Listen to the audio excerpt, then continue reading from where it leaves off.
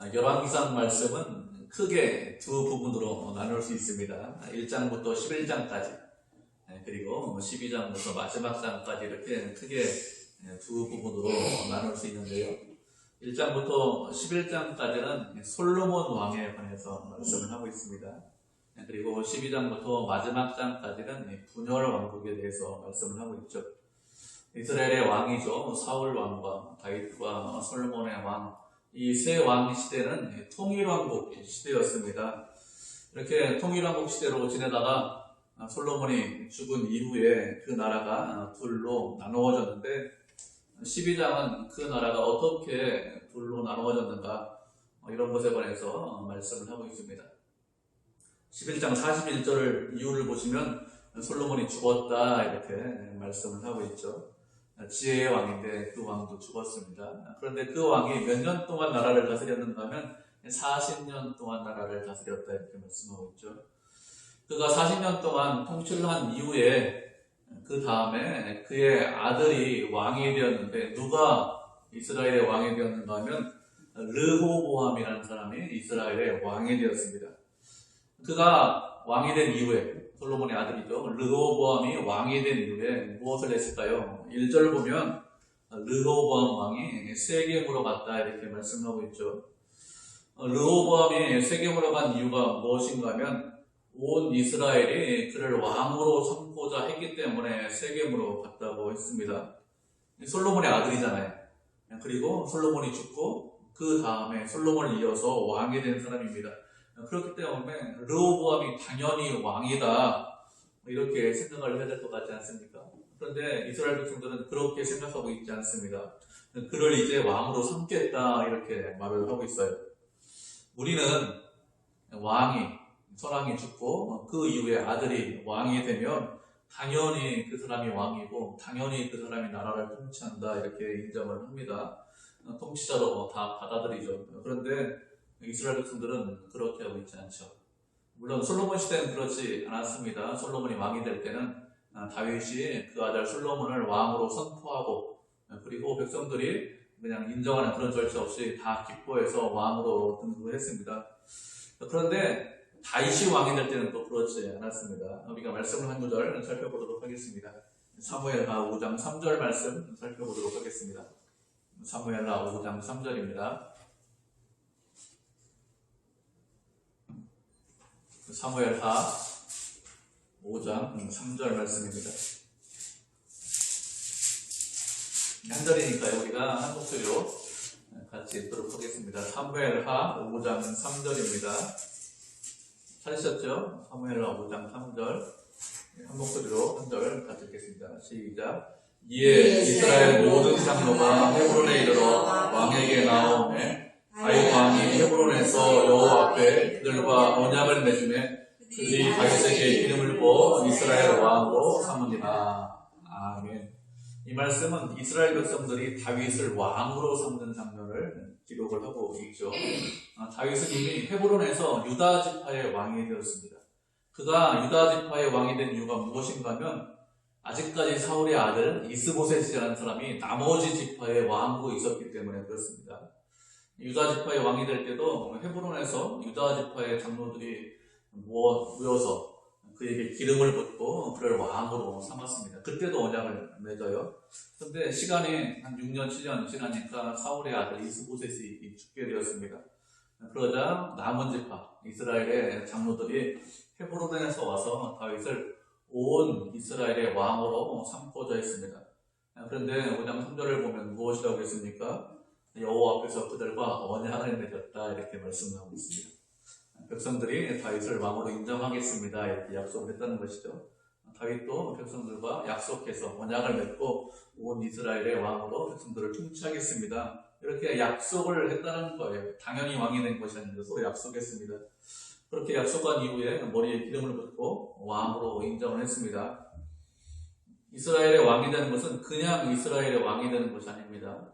지금 시대, 조선 시대만 해도, 고려 시대만 해도 그냥 왕으로 사람들이 인정했는데, 그 당시, 거의 한 3,000년 전이거든요. 그 당시인데, 서로 언약을 맺어야 왕이 될 수 있다. 이렇게 생각을 했습니다. 그렇기 때문에 르호보암도 백성들과 언약을 맺기 위해서 세겜에 모인 것입니다. 이렇게 솔로몬의 아들 르호보암이 세겜에 갔는데 그때 여로보암이라는 사람, 르호보암 아닙니다. 여로보암이라는 사람이 어디에 있었다고 했습니까? 여로보암은 솔로몬을 피해서 애굽에 있었다 이렇게 말씀을 하고 있습니다. 그가 소문을 들었다고 했어요. 그가 소문을 들었는데 여전히 애굽에 있었습니다. 소문을 들었다는 것은 무슨 소문을 들었는가 하면 솔로몬이 죽었다 이런 소문을 들었습니다. 솔로몬이 죽고 그의 아들 르호보암이 왕으로 등극하려고 하는데 사람들과 언약을 맺기 위해서 세겜에 모였다 이런 소문도 들었겠죠. 세겜에 뭐 하루 이틀 지금처럼 금방 모일 수 있는 것이 아니라 다 이렇게 예전 시대니까 사람들을 동원해서 모여야 되니까 그런 소문을 들었다는 것입니다. 이런 소문을 들었는데 여로보암이 어떻게 하고 있습니까? 그냥 여로보암이 애굽에 있었습니다. 그러면 이 여로보암이 누구냐? 누구길래 이 이름이 등장하느냐? 우리가 지난 시간에 살펴봤습니다. 여로보암은 에브라임 지파 사람이라고 했어요. 젊은 소년이고 용사였는데 그가 열심히 일하고 너무 일을 잘했기 때문에 솔로몬이 그를 요셉 지파를 감독하는 감독으로 발탁을 했다고 했습니다. 여로보암은 누구냐? 솔로몬의 신하였는데 아이야 선지자를 통해서 하나님의 음성을 듣습니다. 하나님께서 솔로몬의 손에서 나라를 빼앗아서 10지파를 빼앗아서 너에게 10지파를 줄 것이다 이런 예언의 말씀을 들었습니다. 그렇게 예언의 말씀을 들었지만 그것을 솔로몬이 알아서 그 여로보암을 그 신하를 죽이려고 어떻게 합니까? 애굽으로 도망갔다 이렇게 말씀하고 있습니다. 애굽으로 죽었다는 소리를 들었는데 여전히 그냥 애굽에 있는 거예요. 이전에 하닷이라는 사람도 애굽으로 도망가 있었습니다. 그래서 다윗이 죽었다는 소리를 들었잖아요. 그때 어떻게 합니까? 하닷은 내 고향으로 돌아가겠습니다. 에돔으로 돌아가겠습니다. 뭐 이렇게 하면서 자신의 고향으로 돌아갔어요. 그래서 열심히 솔로몬을 대적하려고 했습니다. 그런데 이 여로보암이라는 사람은 솔로몬이 죽었다는 소리를 들었는데 여전히 그냥 애굽에 있었습니다. 이렇게 애굽에 여로보암이 있었는데 어떻게 합니까? 사람들이 애굽으로 사람을 보내서 여로보암을 불렀어요. 왜 여로보암을 불렀을까요?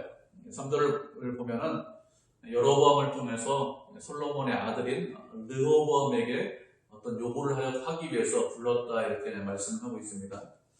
다시 말하면 이건 무슨 뜻인가 하면 북쪽 이스라엘을 대표하는 사람으로 여로보암을 불렀다는 거예요.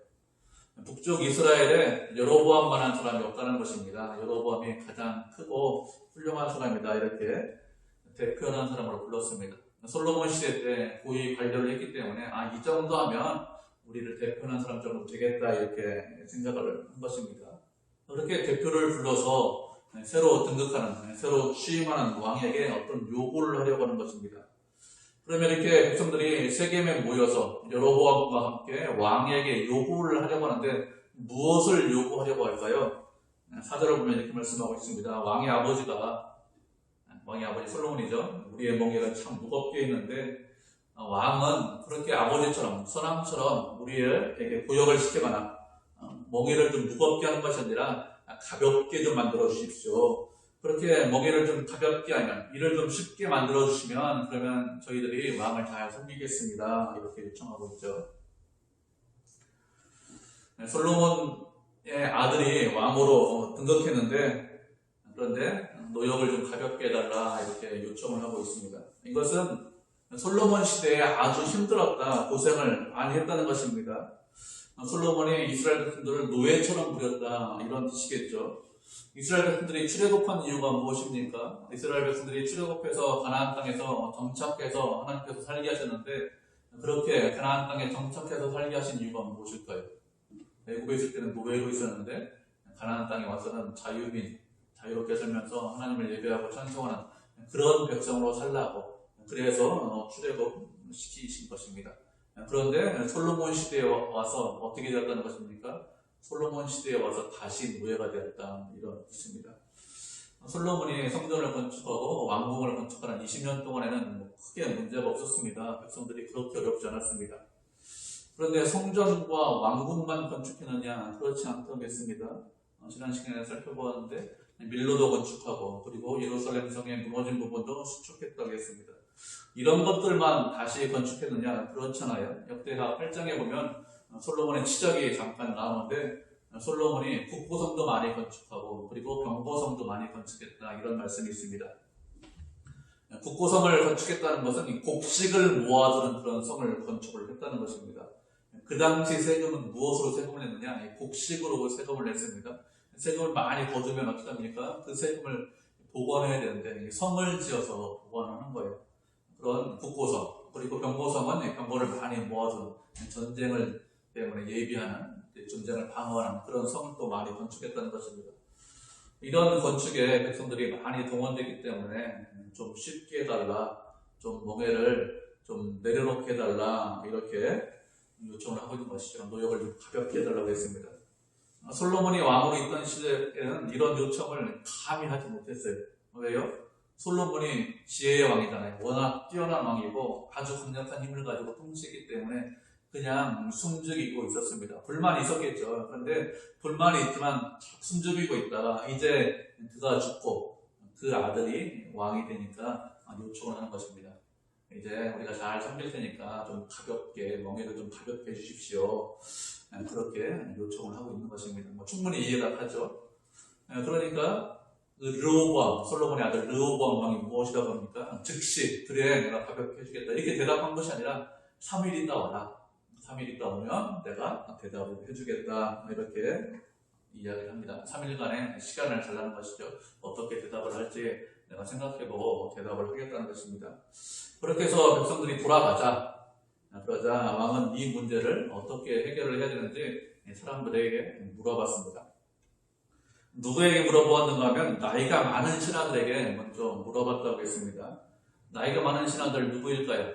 나이가 많은 신하들은 솔로몬과 같이 정치를 하던 그런 신하들입니다. 나이가 많은 신하들에게 물으니까 무엇이라고 그들이 대답합니까? 본문 7절인데 우리가 무엇이라고 그들이 대답했는지 다시 한번 읽어보도록 하겠습니다. 열왕기상 12장 7절 말씀 나이 많은 신하들의 대답 다시 한번 읽어보도록 하죠.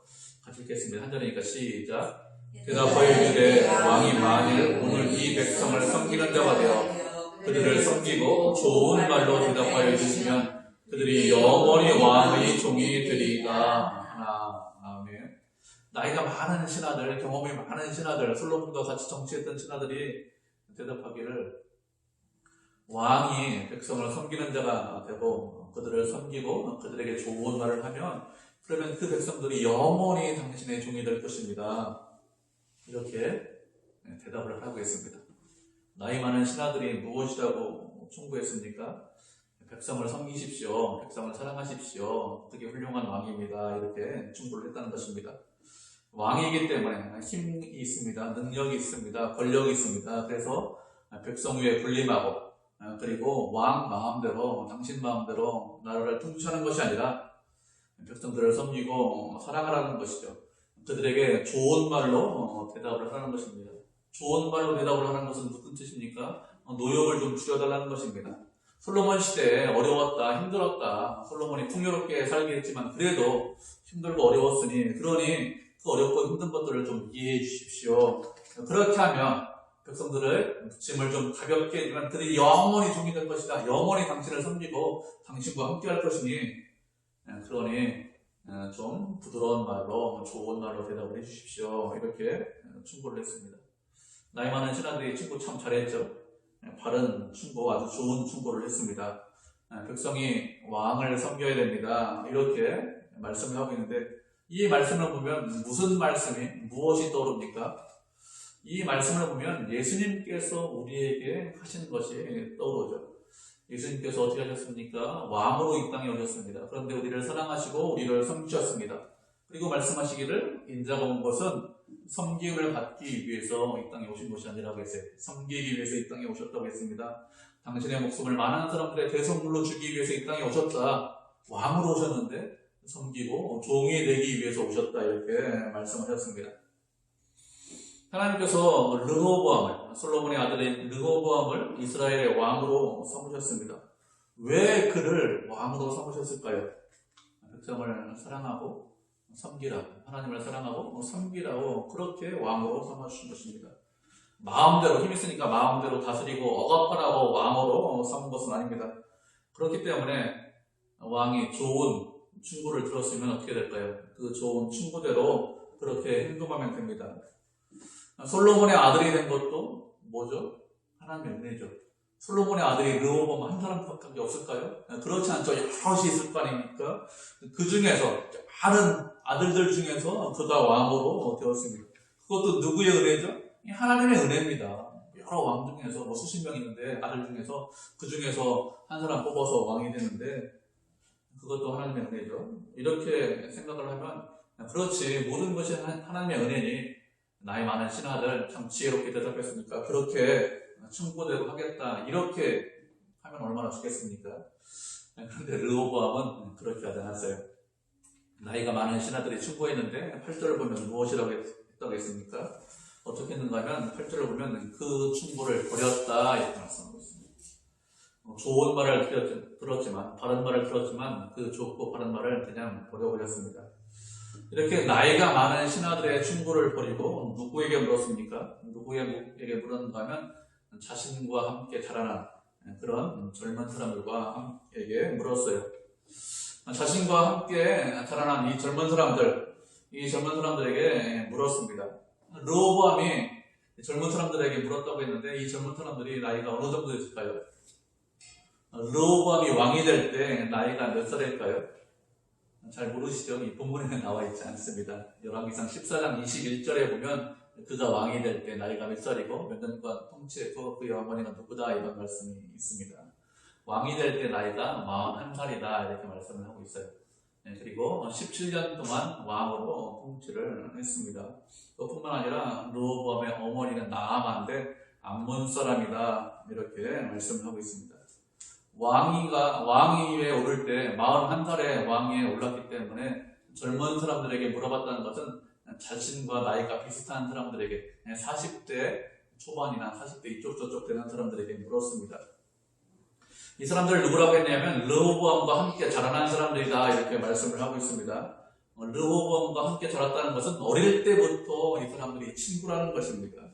르호보암이 41살에 왕이 되었다고 했어요.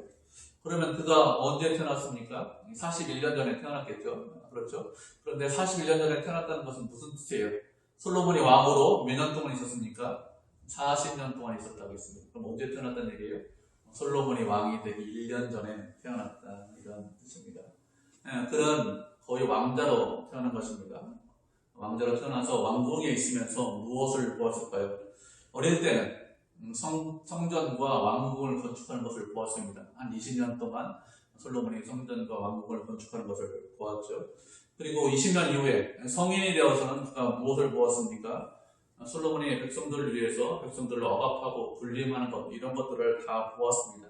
르호보암만 이것을 보았을까요? 그렇지 않겠죠. 함께 자라난 궁에서 친구인 그들도 함께 이런 모든 것을 다 보고 자랐습니다. 이런 것을 본 르호보암의 젊은 친구들이 무엇이라고 대답을 했습니까? 10절과 11절을 보면은 내 새끼 손가락이 아버지의 허리보다 굵다 이렇게 말씀을 하고 있어요. 참 비유로 말하겠는데 참 재미난 비유예요. 내 새끼 손가락이 아버지의 허리보다 굵다고 했습니다. 솔로몬 아버지 선왕이 이런저런 일을 시켰지만 그것이 별것 아니라는 것입니다. 손가락의 굵기가 아버지의 허리보다 굵다고 했기 때문에 아버지 때보다 훨씬 더 힘들게 하겠다, 훨씬 더 어렵게 만들겠다 이렇게 이야기를 하는 것이죠. 그때 멍에를 매게 했는데 그거보다 더 큰 멍에, 더 큰 고난과 어려움을 주겠다. 아버지는 채찍으로 너희를 징계했느냐? 나는 채찍으로 징계하는 것이냐? 전갈 채찍으로 너희를 징치할 것이다. 이렇게 이야기합니다. 전갈은 독침을 가지고 있어요. 그렇기 때문에 독침에 묻어있는 그런 채찍으로 때리면 어떻게 될까요? 그러면 훨씬 더 고통스럽겠죠. 그렇기 때문에 훨씬 더 고난과 어려움을 주겠다 이렇게 하겠다는 것이죠. 르호보암의 친구들이 이런 충고를 했는데 왜 이런 식으로 충고를 했을까요? 그들이 이런 충고를 하는 것은 왕이 그 말을 듣고 싶어 했기 때문에 이런 충고를 했습니다. 나이가 많은 신하들의 충고를 왕이 버린 이유가 무엇일까요? 그것이 옳은 소리이고 그것이 바른 소리이지만 그 소리가 듣기 싫다는 것입니다. 그래서 충고를 드렸습니다. 그래서 젊은 친구들이 무엇이라고 충고하고 있습니까? 왕이 듣고 싶은 말을 하고 있는 것입니다. 왕이 듣기 싫어하는 말, 그런 말 할 필요 없다는 것이죠. 바른 말 한다고 왕이 들을 사람도 아니고, 또 싫어하는 말 했다가 잘못하면 미움을 살 수 있습니다. 누구한테 미움 사는 거예요? 일반 사람한테 미움 사는 거 아니고, 친구한테 미움 사는 거 아니고, 왕한테 미움 사는 것입니다.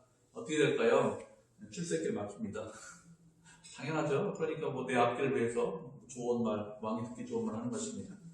우리가 말씀을 한 구절 살펴보도록 하겠습니다. 전도서 7장 5절입니다. 전도서 7장 5절.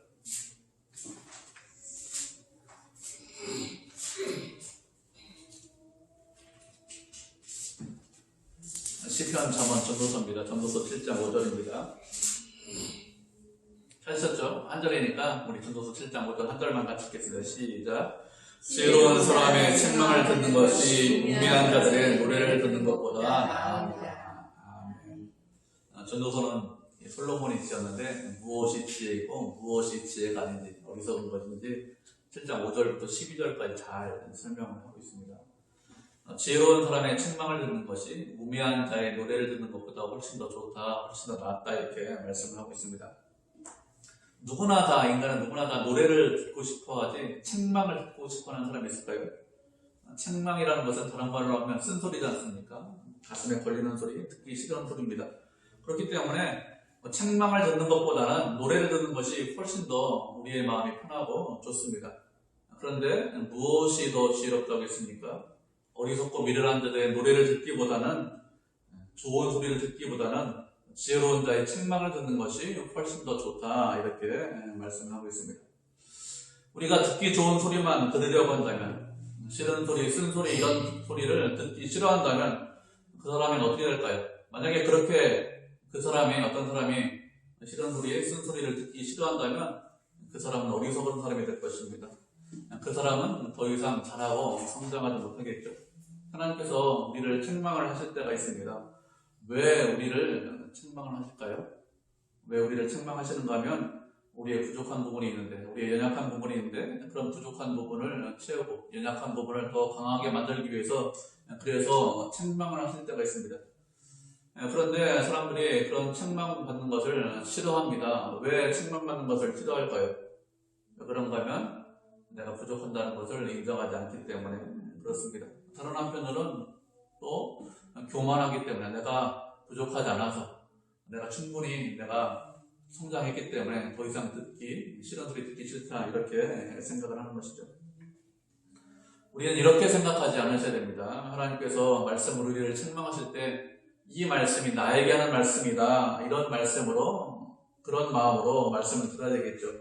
마음을 부드럽게 하셔야 됩니다. 그래서 말씀을 듣고 돌이키고, 그리고 순종을 해야 되겠죠. 그래야 지혜로운 사람입니다. 그렇지 않고 그 말씀이 마음에 걸린다고, 그 말씀이 듣기 싫은 소리고 쓴소리라고, 그리고 그래서 듣지 않겠다고 한다면 그것은 어리석은 사람이고, 아직까지 무엇을 더 좋아하는 사람일까요? 우매한 자의 노래를 더 좋아하는 그런 사람이죠. 그것이 듣기 싫은 소리지만, 마음에 걸리는 말이지만, 그래도 낮은 곳에 마음을 두고 겸손하게 하나님의 말씀을 들으셔야 합니다. 그렇게 하는 것, 그것이 지혜로운 것이죠. 그런데 이 르호보암 왕은 젊은 신하들의 친구가 훨씬 더 마음에 들었습니다. 자기 마음에 맞는 말을 했죠.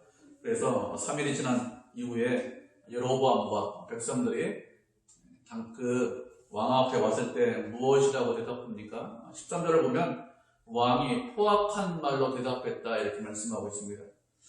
포악한 말로 대답을 했다는 것은 강한 어조로 대답을 했다는 것입니다. 포악한 말로 대답을 했다는 것은 다른 사람들에게 상처를 주고 다른 사람들에게 아픔을 주는 말로 그렇게 대답을 했다는 것입니다. 사흘 만에 백성이 왔어요. 그 백성이 무엇을 기대하고 왔을까요? 무슨 소리를 듣고 싶어 했습니까? 부드러운 말을 듣고 싶어 했겠죠. 이제 새로운 왕이 좀 등극했으니 세상이 좀 바뀌었으면 좋겠다, 세상이 좀 더 나아졌으면 좋겠다, 좀 우리가 고역 이런 것들을 좀 내려놓고 좀 편하게 살았으면 좋겠다, 이런 마음이 있었을 것입니다. 그런데 왕은 그런 말로 대답하지 않고 포악하게 대답을 했다 이렇게 말씀하고 있습니다. 우리가 말씀 한 구절 살펴보도록 하겠습니다. 야고보서 1장 19절 20절 말씀 살펴보도록 하죠. 야고보서 1장 19절 20절입니다. 두 절이니까 우리 한 목소리 읽겠습니다. 야고보서 1장 19절 20절입니다. 찾으셨죠? 야고보서 히브리서 다음에 야고보서입니다.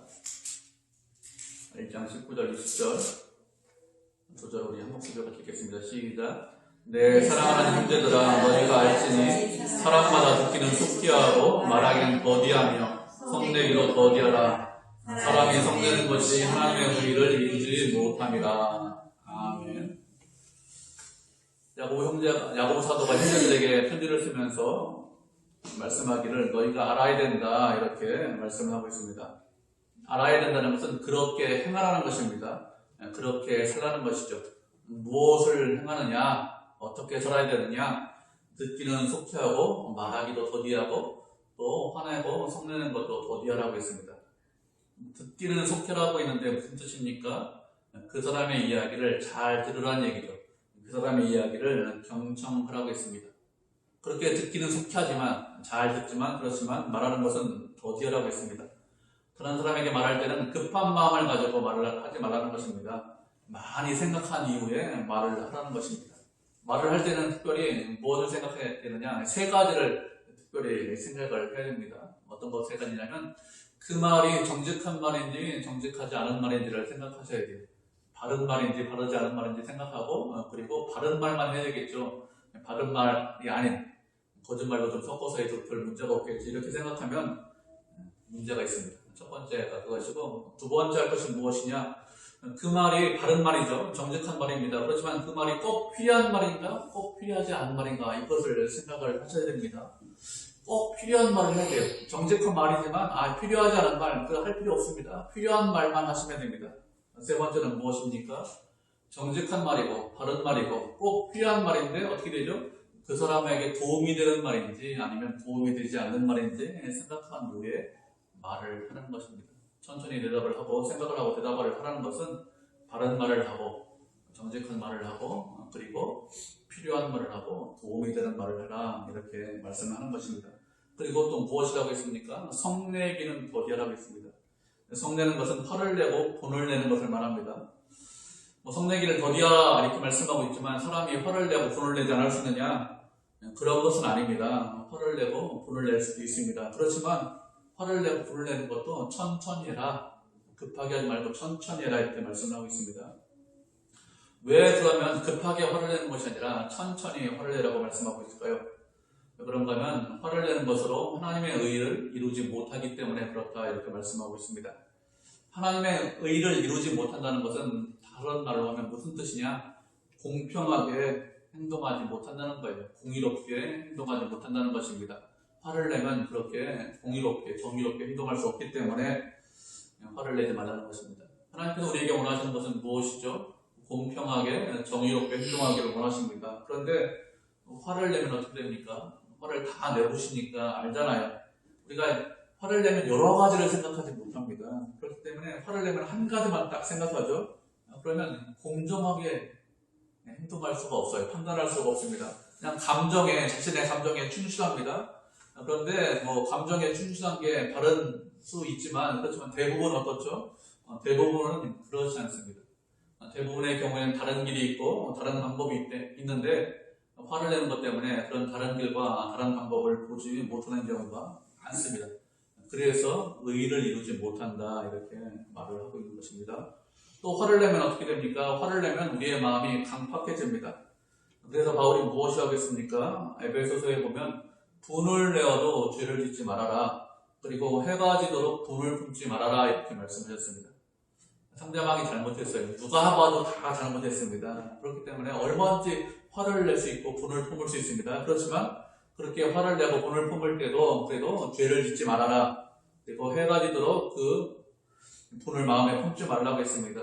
왜 그렇습니까? 왜 그런가 하면 그렇게 분을 품고 있으면 악한 사탄이 우리가 분을 품고 있고 화를 내고 있는 그 마음을 통해서 일할 수 있기 때문에 그렇습니다. 화를 내고 불을 품고 있으면 사탄이 유혹할 때 쉽게 넘어갈 수 있습니다. 우리 감정을 쉽게 흔들기 때문에 그렇기 때문에 죄를 짓지 말고 해가 지도록 분을 품지 말라고 했습니다. 그것이 아무리 옳은 일이고 바른 일이지만 그것 때문에 악한 일의 원인을 제공한다면 그렇게 하는 것이 어리석은 것이기 때문에 분을 품지 말고 화를 품지 말라고 했습니다. 그리고 무엇이라고 했죠? 왜 이렇게 성내기를 더디게 될까요? 세 번째는 하나님께서 형제를 사랑하라 이렇게 말씀하셨기 때문에 그렇습니다. 분을 품고 있고 화를 품고 있는 것 예수님께서 무엇이라고 했습니까? 살인이라고 했습니다. 그것은 사랑하지 않는 것이죠. 사랑하면 얼마든지 충고할 수 있죠. 그런데 사랑해서 충고하면 어떻게 충고합니까? 화를 품고 분을 품고 충고하지 않고 부드러운 마음을 가지고 충고합니다. 험한 말로 충고하지 않습니다. 험한 말로 충고한다는 것은 일단 그 사람을 사랑하지 않는다는 거예요. 사랑하면 그 사람이 아무리 잘못하고 아무리 실수했어도 그렇게 하지 않습니다. 사랑은 허다한 허물을 용서한다고 했습니다. 그렇기 때문에 잘못해도 실수했어도 용서합니다. 그리고 부드러운 말로 사랑하면 이야기를 하겠죠. 그런데 르호보암은 어떻게 했어요? 포악한 말로 대답을 했습니다. 왕이 말하는 내용도 그렇게 듣기 좋은 내용이 아닙니다. 그런데 말하는 태도도 어떻게 말을 했다는 거예요? 화를 내면서 분을 품으면서 말을 했다는 것입니다. 선왕인 솔로몬보다 훨씬 더 힘들게 하겠다, 더 고생하게 만들겠다 이렇게 백성들에게 포악한 말로 이야기했습니다. 이렇게 르호보암 왕이 포악한 말로 대답한 것에 대해서 본문 15절에서 무엇이라고 했습니까? 왕이 이와 같이 백성들의 말을 듣지 않은 것이 하나님께로부터 말미암은 것이다 이렇게 말씀하고 있습니다. 하나님께로부터 말미암았다는 것은 하나님께서 계획하시고 준비하신 그대로 되었다 이런 뜻입니다. 하나님께서 계획하시고 준비하신 것이 무엇일까요? 이전에 아이야 선지자를 통해서 여로보암에게 말씀하신 것이죠. 솔로몬에게서 10지파를 빼앗아서 너에게 줄 것이니 너는 이스라엘의 왕이 될 것이다 이렇게 말씀하셨는데 그 말씀대로 그대로 이루어졌다는 것입니다. 하나님께서 이전에 이렇게 말씀하셨기 때문에 나라가 둘로 분열된 것이 하나님의 책임이지 솔로몬의 아들인 르호보암의 책임이 아니다. 그에게 큰 책임이 없다. 이렇게 생각하시면 잘못된 생각입니다. 나라가 둘로 분열된 것은 누구에게 책임이 있을까요? 르호보암에게 책임이 있습니다. 그 원인은 솔로몬이 제공을 했습니다.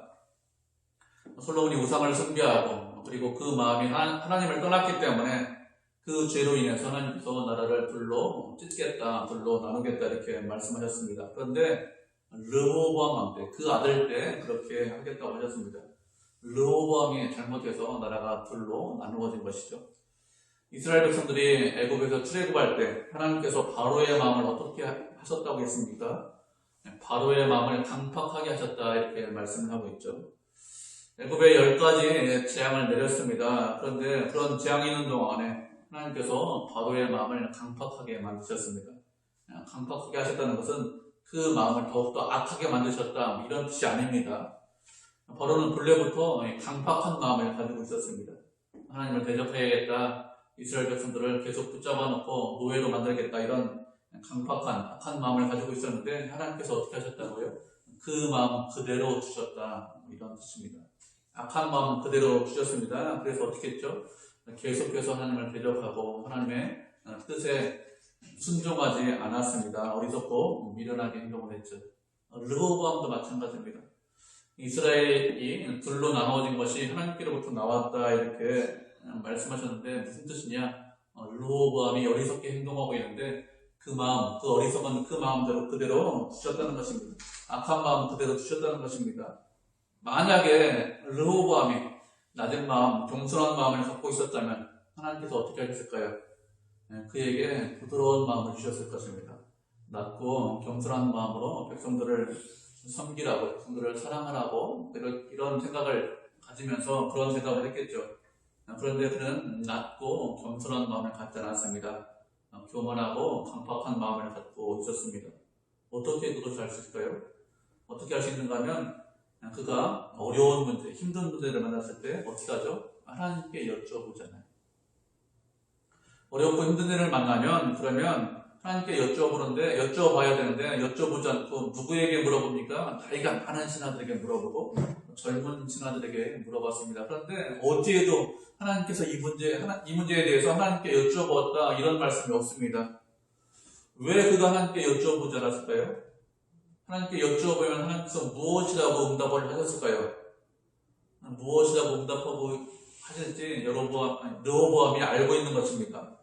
백성들을 노예로 부리지 말아라. 그들에게 자유를 주고 노역을 좀 편하게 해라. 잘 편하게 살면서 하나님을 섬기게 해라. 이렇게 말씀하실 것을 알고 있기 때문에 그래서 여쭤보지 않았습니다. 하나님께 기도하는 대신에 누구한테 물어봤습니까? 신하들에게 물어봤습니다. 그런데 노인들의 대답이 마음에 들지 않아요. 그래서 젊은 사람들에게 또 물어봤습니다. 하나님께서 르호보암에게 기회를 안 주셨을까요? 그렇지 않습니다. 기회를 주셨습니다.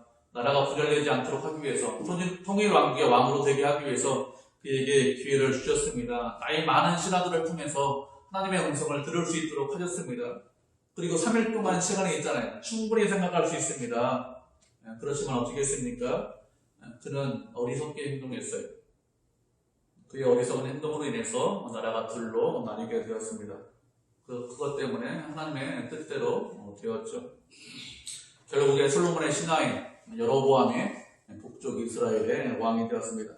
하나님께서 당신의 뜻을 이루기 위해서 인간을 그냥 두시면, 우리를 그냥 자연 상태로 그냥 두시면 어떻게 될까요? 인간은 망할 수밖에 없습니다. 하나님께서 은혜 베풀어 주셔야 그래야 우리가 안전하고 평안하게 살 수 있어요. 그렇기 때문에 우리가 어떻게 해야 될까요? 먼저 하나님의 은혜를 구하셔야 됩니다. 하나님께서 먼저 은혜 주셔야 그래야 우리가 부드러운 마음을 가질 수 있고 겸손한 마음을 가질 수 있고 낮은 마음을 가질 수 있기 때문에 하나님 먼저 은혜 베풀어 주십시오. 이렇게 하면서 은혜를 먼저 구하셔야 됩니다. 그리고 은혜를 구한 이후에 낮고 겸손한 마음을 가지고 있어야 됩니다. 낮은 마음을 가지고 누구를 섬깁니까? 하나님을 섬기고, 낮은 마음을 가지고 누구를 섬깁니까? 이웃과 형제들을 섬겨야 됩니다. 그렇게 하나님을 사랑하고 형제들을 사랑할 때 그때 하나님께서 우리를 선한 길로 인도해 주십니다. 그렇지 않고 우리의 생각대로, 우리의 마음대로 그대로 주시면 어떻게 될까요? 그러면 망할 수밖에 없겠죠. 그렇기 때문에 늘 겸손한 마음을 달라고 간구하고 늘 주님과 동행하고 함께 해야 되겠죠. 그래야 하나님의 뜻대로 살 수 있고 하나님께서 원하시는 그런 길을 갈 수 있습니다. 이렇게 해서 결국에는 나라가 둘로 나뉘었습니다. 솔로몬의 죄로 인해서 둘로 나뉘게 되었는데 원인을 제공했죠. 그 아들 르호보암도 지혜 없게 행동하지 못했습니다. 모든 것이 하나님의 뜻대로 이루어졌죠. 그렇기 때문에 이렇게 모든 것이 하나님의 뜻대로 이루어졌기 때문에 우리는 어떻게 될까요? 늘 낮은 곳에 마음을 두고 주님과 동행하면서 주님의 은혜를 구하셔야 됩니다. 그러면 그런 사람과 함께 하시고 그런 사람에게 은혜로 지혜로 인도해 주십니다. 그렇게 낮은 곳에 마음을 두고 하나님의 뜻대로 행하는 그런 성도, 그런 교회가 되기를 주님의 이름으로 축복을 드립니다. 아멘.